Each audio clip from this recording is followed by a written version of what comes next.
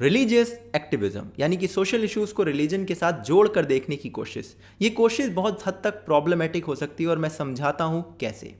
देखिए, कई बारी क्या होता है कि किसी सोशल इशू को आप रिलीजन के साथ फोर्स फिट करने लग जाते हैं, और उसका अच्छा खासा एग्जाम्पल आपको इसी वीक देखने को मिल जाएगा। नवरात्रि चल रहे हैं, एक ऐसा फेस्टिवल जो माँ दुर्गा के कई रूपों को सेलिब्रेट करता है, उसके साथ क्राइम अगेंस्ट विमेन को जोड़कर कई सारे पोस्टर बनाए गए। अब यहाँ पर दो पर्सपेक्टिव हो सकते हैं, बनाने वालों का इंटेंशन अच्छा था, बनाने वालों का इंटेंशन बुरा था।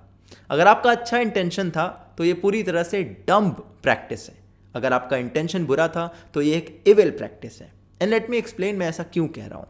इंटेंशन अच्छा था ये समझते हैं, तो आपका पर्सपेक्टिव क्या रहा होगा कि देखिए, नवरात्रि एक फेमस फेस्टिवल है, बहुत सारे लोग सेलिब्रेट करते हैं, इससे मैं क्राइम अगेंस्ट वुमेन को जोड़ देता हूँ तो कई सारे लोग इस पर देखेंगे, उनकी नज़र जाएगी, रुकेंगे, ठहरेंगे, सोचेंगे। मगर इसका आउटकम क्या निकलता है वो देखते हैं। आपने सबसे पहले नवरात्रि के साथ क्राइम अगेंस्ट वुमेन को जोड़ा जहां पर कोई कॉज एंड इफेक्ट नहीं है। कॉज एंड इफेक्ट का मतलब कि नवरात्रि का फेस्टिवल विमेन के एम्पावरमेंट को सेलिब्रेट करता है, कई सारे रूपों को सेलिब्रेट करता है माँ दुर्गा के, और उसका इफेक्ट ये नहीं होता कि उसके थ्रू क्राइम बढ़ जाए। तो यहाँ पर क्राइम अगेंस्ट वुमेन को ऐसे फेस्टिवल से लिंक करने का लॉजिक खत्म हो गया। दूसरी बात, आपने इनको लिंक करने की कोशिश करी कि ज़्यादातर लोगों को आप अपने साथ जोड़ सकेंगे, ज़्यादा लोगों तक पहुंच सकेंगे। मगर ये पोस्टर देखने के बाद कई सारे लोग जो असल में माँ दुर्गा की पूजा करते हैं, जो उन पर विश्वास करते हैं, वो सबसे पहले इसे अपने धर्म के अगेंस्ट अटैक समझ के आपके इस मूवमेंट के खिलाफ हो जाएंगे। आपका पूरा कॉन्वर्सेशन क्राइम अगेंस्ट विमेन से तो हट जाएगा और सिर्फ रिलीजियस इशू पर रह जाएगा। तो फिर आपका पोस्टर बनाने का पर्पस खत्म हो गया। पॉइंट नंबर 3, पोस्टर बनाने का पर्पस होता है कि आप कोई नई इंफॉर्मेशन शेयर करें, अवेयरनेस शेयर करें, एक अपने मूवमेंट का नया थॉट लेकर आएं।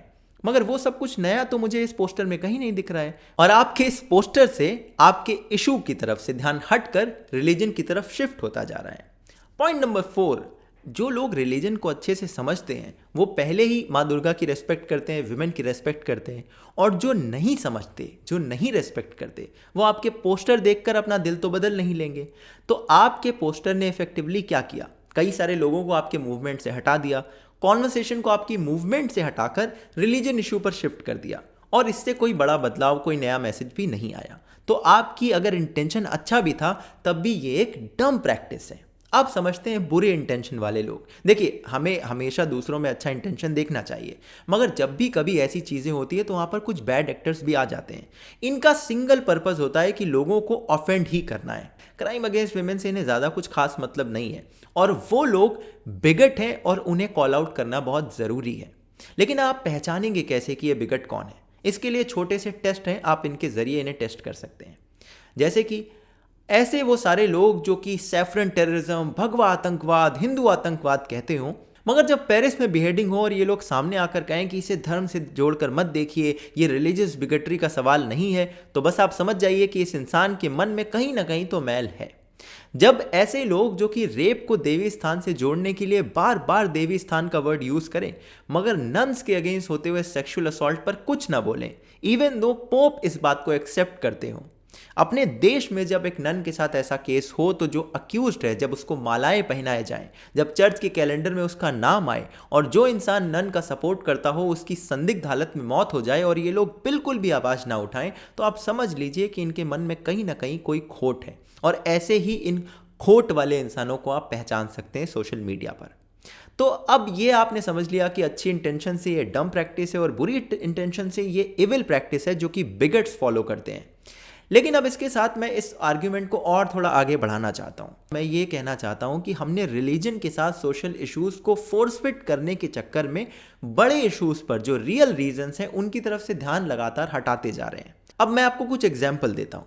पहला एग्जाम्पल, एक मीट ईटर एक वेजिटेरियन के कंपैरिजन में 5 गुना ज़्यादा पानी कंज्यूम करता है। पूरी मीट इंडस्ट्री भी बहुत बड़े लेवल पर पानी कंज्यूम करती है, मगर जब पानी बचाने की बात आती है तो हम होली के दौरान तो इसकी बात करते हैं, बट पूरे साल में हम कभी भी इसकी बात नहीं करते। जबकि अगर हमें ज़्यादा पानी बचाना हो तो एक बड़े लेवल की जो ग्लोबल प्रॉब्लम है वो मीट का कंजम्पशन हो सकती थी, बट हम उसकी तरफ बिल्कुल भी ध्यान नहीं देते।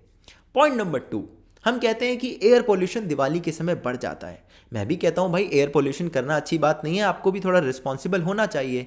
मगर उससे बड़े 2 इवेंट हैं जो कि दिवाली के जस्ट बाद आते हैं, क्रिसमस और न्यू ईयर पूरी दुनिया भर में पटाखे छुटाए जाते हैं और उस समय हम उनकी तस्वीरें लेकर सोशल मीडिया पर दिखाते हैं, व्हाट अ ग्रेट सीनरी।